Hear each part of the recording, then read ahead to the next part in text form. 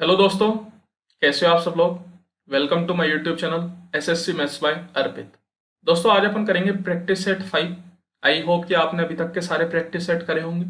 10 question का ये practice set होता है, बहुत ही आसानी से आप कर सकते हैं। और जो क्वेश्चंस का लेवल है वो प्रीवियस ईयर पेपर जो हुए हैं एसएससी के, सीजीएल हो, सीएचएसएल हो, एमटीएस, जीडीसीपी हो, सबका मिक्स टाइप का ही लेवल है। तो ना तो पेपर से ज्यादा लेवल है, ना ही पेपर से कम है। मतलब एकदम जितना जरूरत है उतना ही दिया जा रहा है बस। If 3y-3/y = 5, find the value of this. देखो 3y-3/y की वैल्यू दे रखी है, तो सबसे पहले तो 3 कॉमन ले सकते हैं। तो y-1/y क्या आ जाएगा, 3 कॉमन लेके मैंने उधर की साइड भेज दिया, तो y-1/y बन गया 5/3। अपन को फाइंड आउट करना है y² + 1/y²। इसका डायरेक्ट तरीका अपन जानते हैं कि कभी भी अगर y-1/y से y² + 1/y² पे जाना हो तो क्या करते हैं, इसका स्क्वायर करके इसमें +2 ऐड कर देते हैं। तो y² + 1/y² कितना आ जाएगा, इसका स्क्वायर करके इसमें +2 ऐड कर दो। तो 5 का स्क्वायर 25/9 + 2, 25/9 + 2, 9 दूनी 18, 25 + 18 43, 43/9। तो ऑप्शन नंबर डी, बस यही अपना आंसर है। अगर यहाँ पे y-1/y की जगह y+1/y दे रखा होता तो क्या करते, तो स्क्वायर करके -2 करते, बस और कुछ नहीं करना था। एक चोर अपराध करता है और 12 मीटर पर आवर की चाल से उस स्थान से भागता है। चोर के भागने के 20 मिनट बाद एक चौकीदार ने उसका पीछा करना शुरू किया और अगले 20 मिनट में उसे पकड़ लिया। चौकीदार की चाल मीटर पर आवर में क्या है। तो देखो चोरी होने के 20 मिनट बाद चौकीदार को पता चलता है और वो 20 मिनट और लेता है चोर को पकड़ने में। तो मान लेते हैं कि यहाँ पे चोरी हुई, तो जो चोर है वो यहां से भागा होगा। अब वो भागा तो वो कहीं चला गया 20 मिनट तक भागने के बाद। मान लेते हैं कि वो इस पॉइंट पे पहुंच गया 20 मिनट भागने के बाद, ठीक है। अब चौकीदार को पता चला, तो जो चोर है वो और अगले 20 मिनट भागा और वो यहां पे पहुंच गया। यहां पे चौकीदार ने चोर को पकड़ लिया, लेकिन इतना जो डिस्टेंस है वो चौकीदार ने केवल 20 मिनट में ही तय किया। चोर को इस डिस्टेंस को कवर करने में कितना टाइम लगा, 40 मिनट, लेकिन चौकीदार को 20 ही मिनट लगा। ध्यान देने वाली बात यह है कि डिस्टेंस दोनों के द्वारा बराबर तय किया गया है। डिस्टेंस अलग अलग तय नहीं किया गया, डिस्टेंस सेम तय किया गया है। लेकिन चोर को 40 मिनट लगे, चौकीदार को 20 मिनट लगे। तो अपन कह सकते हैं कि भैया अगर सेम डिस्टेंस को कवर करने में टाइम आधा लग रहा है तो स्पीड कितनी होगी, डबल होगी। तो अगर चोर की स्पीड 12 की है तो चौकीदार की कितने की हो जाएगी, डबल, मतलब 24 की स्पीड हो जाएगी। बस यही अपना आंसर हो जाएगा। अगर टाइम आधा लग रहा है इसका मतलब है कि स्पीड डबल है। अगर टाइम 1/4 लग रहा होता तो इसका मतलब है कि स्पीड 4 गुना है। बस सिंपल आंसर है। The wages earned by a laborer in 12 months of a year are shown in the following bar graph। तो देखो ये कुछ हर महीने का डेटा दे रखा है कि जनवरी में इतने रुपए कमाए, फरवरी में इतने कमाए, मार्च में इतने कमाए, कुछ इस तरीके से। वर्ष के पहले 5 महीनों में श्रमिक द्वारा प्राप्त औसत मजदूरी क्या है। तो बड़ा ही आसान सवाल है, कुछ भी नहीं करना। पहले 5 महीने देख लो कौन कौन से हैं, जनवरी, फरवरी, मार्च, अप्रैल, मई। तो ये हो गए 5 महीने। एवरेज आपको निकालना है। तो एवरेज निकालने का मैंने आपको तरीका बताया हुआ है। क्या बताया हुआ है, इन पांचों में बीच का कोई नंबर पकड़ लो। जैसे कि बीच का नंबर मुझे दिख रहा है 9000, तो मैंने 9000 पकड़ लिया। अब 9500, 9000 से कितना जाता है, 500 जाता है, तो +500। फिर 9400 कितना जाता है, 9000 से 400 जाता है, तो +400। फिर 9600 कितना जाता है, 600 जाता है, तो +600। 8000 कितना कम है, 1000 कम है, तो -1000। इसी तरीके से 8500 कितना कम है, 500 कम है, तो -500। अब ये जो है बस इसको आपको 5 से डिवाइड करना है। इसको कुछ भी नहीं करना। देखो 500 प्लस 400 900, 900 प्लस 600 1500, और ये भी 1500, आपस में कट के कितना हो गया, 0 हो गया। तो इसका मतलब एवरेज कितना आ गया, एवरेज आ गया 9000। बस यही अपना आंसर है। बड़ा आसान सा सवाल है। आगे चलते हैं। एक आदमी ने वार्षिक साधारण ब्याज की एक निश्चित दर पर 32,400 का ऋण लिया। ठीक है। The rate of interest is 1/4 of the number of years for which the loan is taken. तो देखो रेट ऑफ इंटरेस्ट जो है वो टाइम का 1/4 है। तो जैसे टाइम को मैं टी मान लूं तो रेट ऑफ इंटरेस्ट कितनी हो जाएगी, t/4। ठीक है, चलिए। If he paid 11,664 as interest at the end of the loan period, the rate of interest. तो देखो सिंपल सा सवाल है यार। सिंपल इंटरेस्ट का फॉर्मूला जानते हैं, P into R into T. Simple interest कितना दिया उसने, उसने दिया 11,664। कितना प्रिंसिपल, कितने रुपए लगाए थे उसने, 32,400, या कितने रुपए उधार लिए, एक ही बात है। अब यहां पे अपन को निकालना क्या है, रेट निकालना है। तो रेट को तो आर ही रहने देते हैं। टाइम कितना हो गया, अगर r इक्वल टू t/4 है तो t इक्वल टू कितना हो गया, 4r। तो टाइम की जगह डाल दिया 4r/100, बस सोल्व कर लिया। 2 जीरो से तो 2 जीरो गया। इसके बाद जो भी कटे काट दो। 4 से काट लेते हैं पहले तो इसको अपन। 4 से 2 बार में 8, 4 से 9 बार में 36, 1 बार में 6 बार में 24। इसके बाद जो कटे वो काट दो।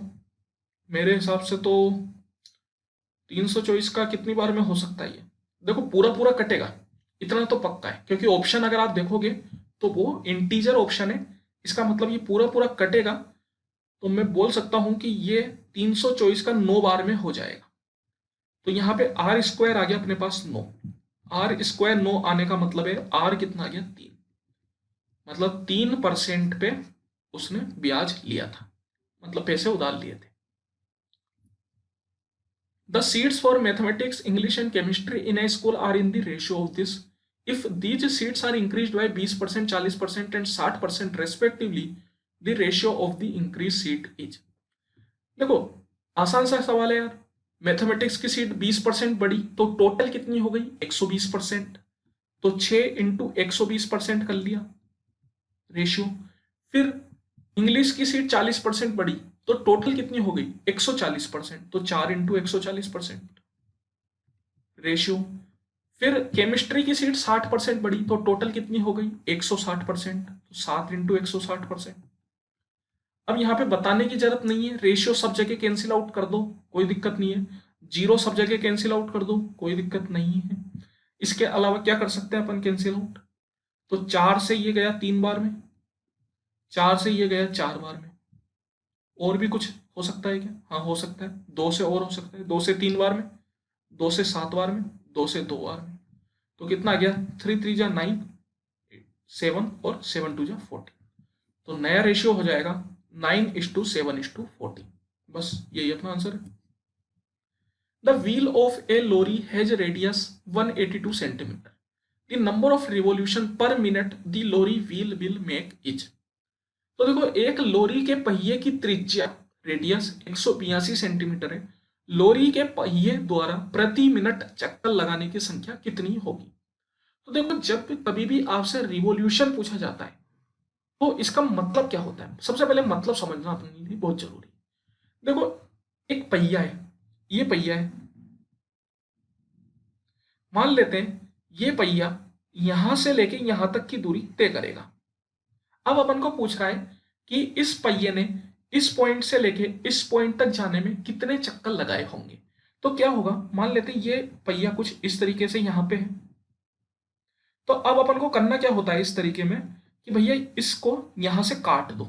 अब ये जो पार्ट हुआ इसको इस तरीके से बिछा दो, यहां पे बिछा दो। मान लो ये यहां तक गया, फिर इसके बाद फिर से बिछाया तो इसके बाद अब ये यहां तक गया, फिर इसके बाद ये यहां से फिर से बिछाया तो यहां तक गया। तो इसका मतलब मैं कह सकता हूं कि इस पहिए ने इस पॉइंट से इस पॉइंट तक जाने के लिए कितने चक्कर लगाए, 3 चक्कर लगाए। मतलब ये जो गोल पहिया है इसको मैंने एक जगह से काटा, एकदम सीधा कर दिया और रोड पे बिछाते चला गया। तो कितने पहिए रोड पे बिछ गए, यही उसका नंबर ऑफ रिवॉल्यूशन हो गया। तो नंबर ऑफ रिवॉल्यूशन कितने पहिए बिछ गए, 3 पहिए बिछ गए, तो 3 नंबर ऑफ रिवॉल्यूशन हो गए। तो इसी तरीके से अपन को इस सवाल में आंसर देना है। तो देखो सबसे पहले तो पूछा जा रहा है कि भैया प्रति मिनट, हर मिनट में कितने नंबर ऑफ रिवॉल्यूशन वो देगा। अपन से बोला जा रहा है कि 66 किलोमीटर पर आवर की स्पीड है। इसका मतलब जब कभी भी अपन स्पीड को बोला जाता है कि किलोमीटर पर आवर में, इसका मतलब क्या होता है कि 1 घंटे में वो इतने किलोमीटर चल सकता है, ये उसकी क्षमता है। तो मैं बोल सकता हूं कि भैया 1 घंटे में 66 किलोमीटर चल रहा है। अपन से नंबर ऑफ रिवॉल्यूशन मिनट में पूछे जा रहे हैं, तो सबसे पहले ये बताओ कि 1 मिनट में कितना चलेगा। तो 1 घंटे में होते हैं 60 मिनट, तो 60 मिनट में चला 66 किलोमीटर, तो 1 मिनट में कितना चलेगा, 60 से डिवाइड कर दिया, 66/60, इतना चला किलोमीटर।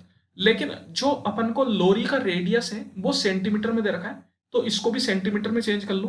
किलोमीटर को मीटर में बदला तो 1000 से मल्टीप्लाई, फिर मीटर को सेंटीमीटर में बदला तो 100 से मल्टीप्लाई, जो कटे उसको काट दो 6 से 11 बार में।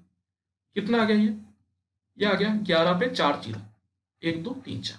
तो 1 मिनट के अंदर वो इतनी दूरी तय कर सकता है सेंटीमीटर में। यह है सेंटीमीटर के अंदर। अब अपन को बताना है कि ये पहिया जो है इसको मैं कितने पहिए बिछा सकता हूं इतनी दूरी के ऊपर। तो देखो पहिए का सबसे पहले क्या फाइंड आउट करना होगा, जब अपन ये पहिए की दूरी की बात कर रहे हैं, मतलब पहिए को मैंने खोल के इस तरीके से सीधा किया, तो मैं एक तरीके से उसके सरकमफ्रेंस की बात कर रहा हूं। तो सबसे पहले तो पहिए का सरकमफ्रेंस अपन को निकालना पड़ेगा। पहिए का सरकमफ्रेंस क्या होता है, 2 × πr, पाई को डाल दिया 22/7 और रेडियस हो गया 182। 7 से काट लो इसको, 7 से 2 बार में 14, 7 6 जा 42, तो 2 × 22 × 26, ये अपनी पहिए की हो गई सरकमफ्रेंस। तो अब अपन को क्या करना है, इसको इस 11,000 से डिवाइड कर, मतलब 11,000 को, सॉरी 11,000 नहीं, 1,10,000 को इससे डिवाइड कर देना है। तो 1,10,000 को इससे डिवाइड करो बटा 2 × 22 × 26। अब देखो 11 से ये 10,000 बार में और ये 2 बार में, 2 दूनी 4, 4 का ये चल जाएगा अपने पास 2500। 26 से 2500 आप अगर हटाओगे तो पूरा पूरा तो नहीं जाएगा, कोई बात नहीं, पूरा पूरा जाने से मतलब भी नहीं है। जो इंटीजर आएगा वो अपन को यहाँ पे फाइंड आउट करना है। तो इसको थोड़ा अपन छोटा कर लेते हैं। 2 से 13 बार में गया, 2 से ये चला गया अपने पास 1250 बार में। अब 13 से जब आप इसको डिवाइड करोगे तो ये कितनी बार में हो जाएगा, 13 का 9 बार में होता है 117, मतलब 880, और 13 का 6 बार में होता है 78। तो इसकी वैल्यू जो आएगी वो 96 पॉइंट कुछ आएगी। तो नंबर ऑफ रिवॉल्यूशन की जब बात की जा रही है तो कभी भी रिवॉल्यूशन अपन डिसिमल में नहीं लेते, जो पूरा पूरा नंबर है उसको अपन नंबर ऑफ रिवॉल्यूशन बोलेंगे। तो पूरा नंबर क्या है 96, तो यही अपना नंबर ऑफ रिवॉल्यूशन हो जाएगा। मतलब इतनी दूरी में वो 96 रिवॉल्यूशन ले लेगा, मतलब 96 चक्कर काट लेगा। ठीक है, चलिए। The monthly income of a person was 80,000 and his monthly expenditure was 45,000।